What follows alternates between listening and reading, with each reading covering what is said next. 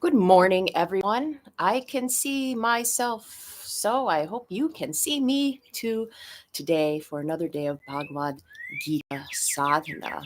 How are you? We're going on to chapter 3 as we discuss, as we discuss various types of yoga as outlined by Bhagavad Gita.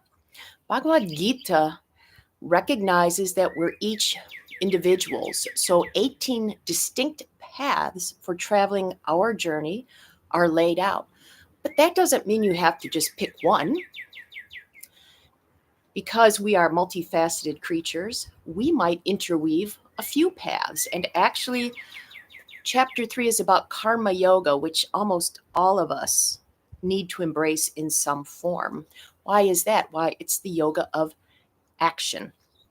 And today's featured verses in the Gita tell us why pretty much all of us do need this form of yoga.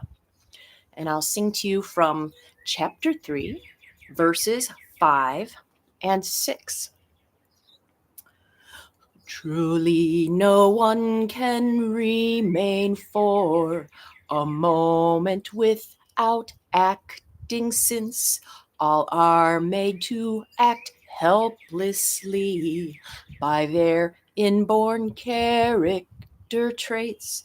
One who restrains the way he acts, but while sitting dwells on the things he avoids, is deluded in his soul and is a hypocrite.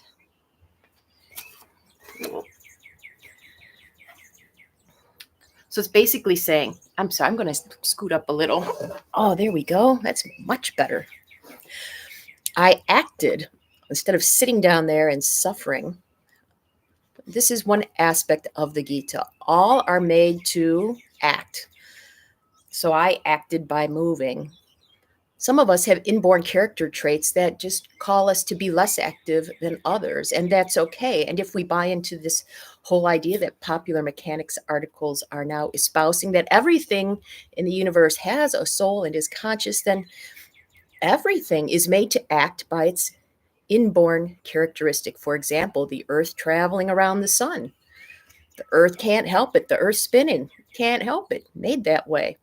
Just so, it is thought that we have certain qualities that compel us to act in certain ways. And if we don't act physically, then the mind takes over. And Krishna is pointing this out to Arjun because Arjun is at the start of this tremendous civil war and says, maybe I don't want to fight. No, I'm not going to fight. And Krishna is scolding him, saying, you're born a warrior. That was pronounced the day you came into this world by a divine voice. You must fight. If you don't fight here on the physical plane, you will be fighting in your mind.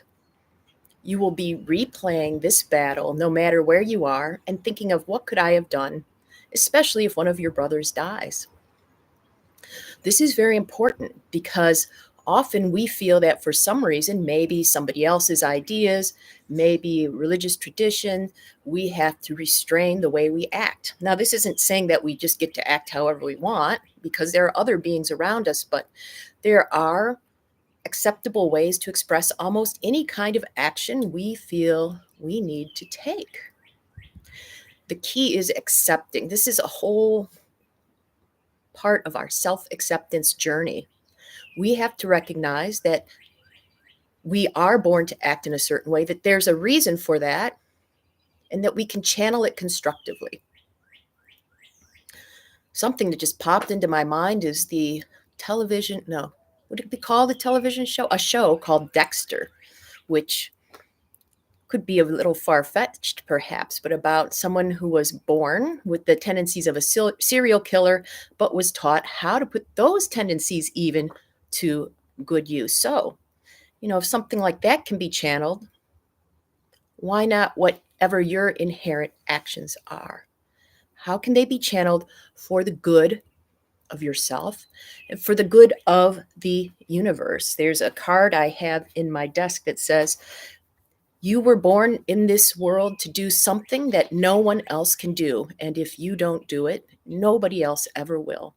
Part of the goal of karma yoga is figuring out what you are meant to do and giving yourself permission to do that in a way that benefits you, the others, and the cosmos, which gives you support, life, and nourishment. Something to consider today. So, when we meditate, I encourage you to consider, what is it you are meant to do in this world? No matter how old you are, we perceive age as a barrier sometimes, but age can be a help. Like when I was writing these translations, I was thinking, why? Why? I mean, it's not something you just do for fun. And I thought, really? This is something I felt compelled to do. So I did it. And then we'll talk more about what happens and how you incorporate doing what you did into your life in a healthy way in the coming days. So reflect on something you need to do. Oh, and I said that with the regard to age. I couldn't have done this translation earlier in my life because I didn't have the life experience. So no matter what the age, whatever you're meant to do, let it come out. Consider that. What am I meant to do really? What can I do that nobody else in the cosmos can? Well, let's start with our yoga pose we're doing. And if you can't do this physically, do it in the mind. You'll find it has very astonishing benefits.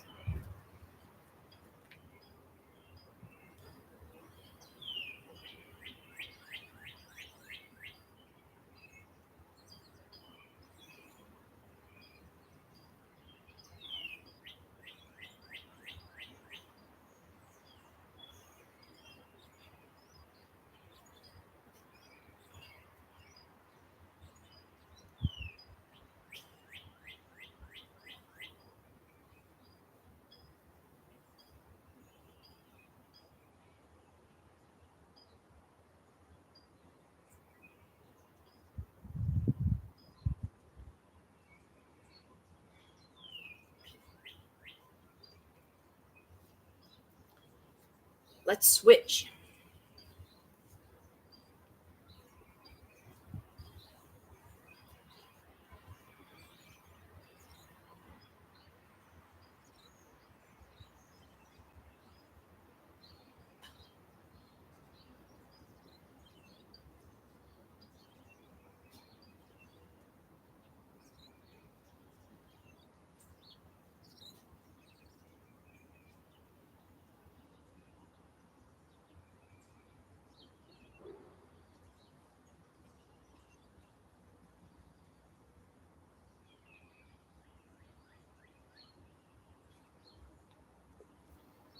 Great. Let's do our practice, our contemplative practice, perhaps reflecting on what is it you are meant to do in this world.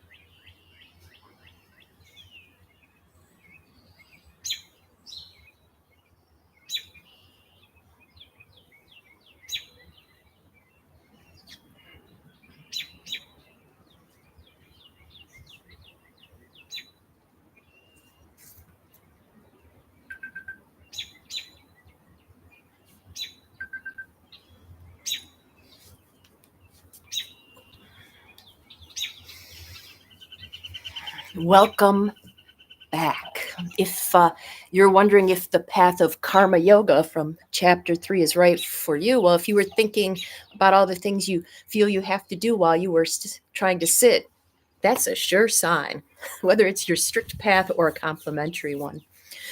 Today's practice is dedicated to all those affected by the Baltimore bridge collapse and suffering from that disaster. Indeed, I hear just, we in our news hear so little about all the other disasters going on around the world. So, to all of you today who are being affected by some sort of disaster, this practice is for you. And as a final comment on today's theme, I believe it was the mayor of Baltimore who was asked to speak at a conference, and someone inquired, "What about rebuilding the bridge?" And he said, "There's a time to think of that, but it's not now. This is the time to think of the people we could still be rescuing."